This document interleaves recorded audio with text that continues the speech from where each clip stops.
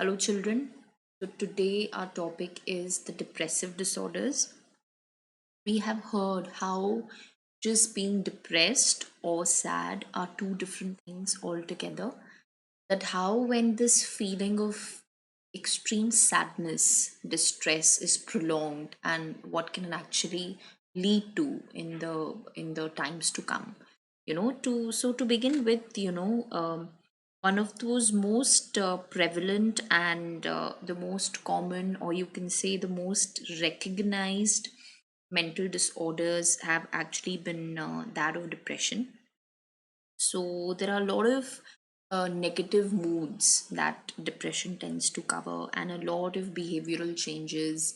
So please understand that the mood that a person generally goes through will always be negative. So there is a tendency of negative moods, and there are extreme behavioral changes that the person will, of course, tend to experience.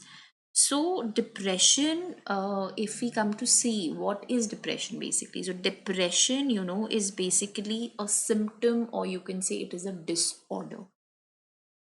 So, every day, we would see that how people are like very casually making use of this term depression, when even they have to maybe express their normal feelings.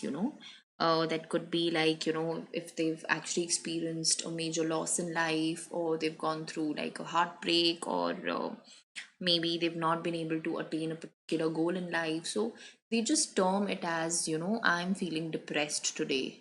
I've been battling depression for quite some time. So, depression is quite a heavy term, and we just cannot link it to getting upset or worried, or for that matter, tensed or maybe sad, you know. So when we talk about the major depressive disorder, as you can also see it on the screen, there are the key highlights given there. So what is this major depressive disorder? What does it mean?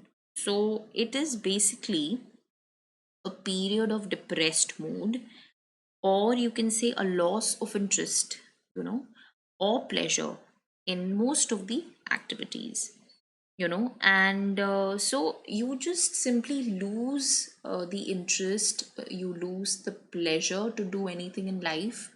There's a lot of uh, negative mood that you experience, that's also referred to as the depressed mood. So you actually don't feel like doing anything. You don't feel like dressing up, you don't feel like getting out of the bed, you don't feel like meeting people, you don't feel like at times even eating food, or going out socially.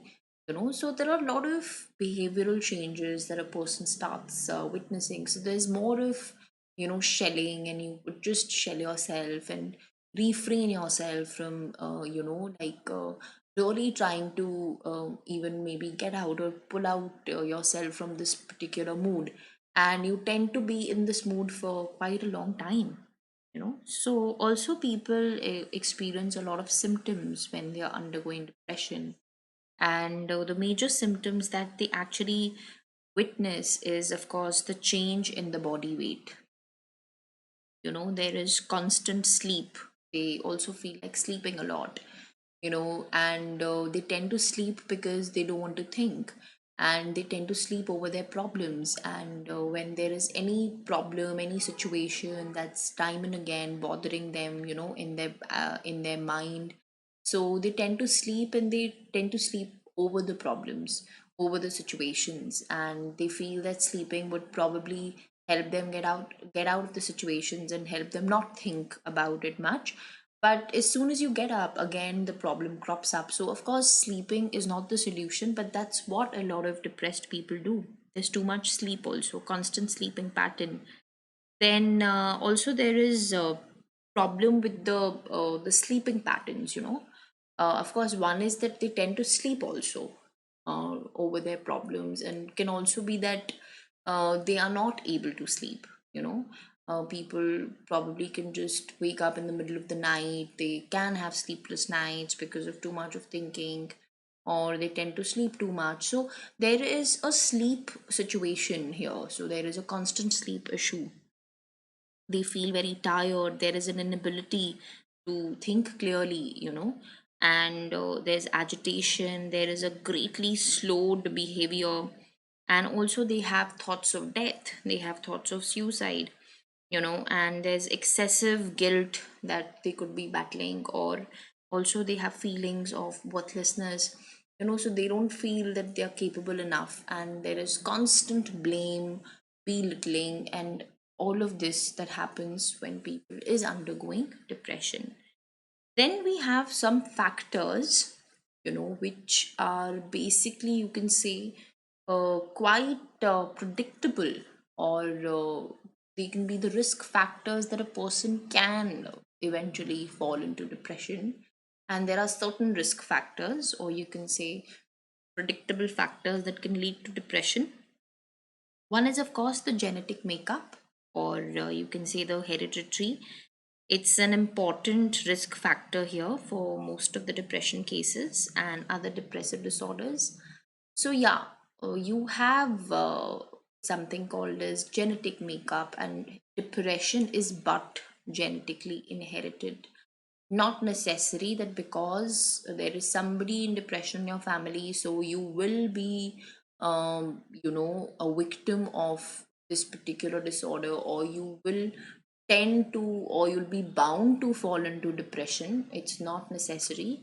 You may or you may not, but yes, there is something called as a genetic makeup, something where the genes are also responsible for inheriting this from your within your family. Then, of course, the second is your age, which is another risk factor. And women, if you see, they are particularly at risk when during their young adulthood, they are quite at risk. And for men, it's during their early middle age that they tend to fall into depression. And again, the gender is also playing a key role here, that when we talk about in terms of the gender, so the women are basically more likely to report depressive disorders, and than men. So it's women are more prone to it. And some of the other risk factors could be, you are experiencing a lot of negative life events, and there's, a lack of social support. So you're not getting enough of support in the environment, in the family, or there are too many events happening with you which have impacted you in a very negative way, so repeatedly, and you've not been able to equip yourself with by really emotionally equipping yourself. You've not been able to, so really when you feel short of these emotional resources, you've not been able to well equip yourself with the emotional resources, and when you fall short of it, when you're not able to, of course we do all have the resources within, but it's difficult to manifest at the time of crisis, when we really need it. And when a person is not able to do that, they are easily prone to such kind of disorders. There's genetic makeup, there's, even in terms of gender, if you see, then there's lack of social support, repetitive, stressful events happening with you time and again. So yes, anyone can fall into it. So it's just about how equipped are you in terms of your own emotional resources, right? So this was all about the depressive disorders. So we'll take up the next topic soon. Thank you, children.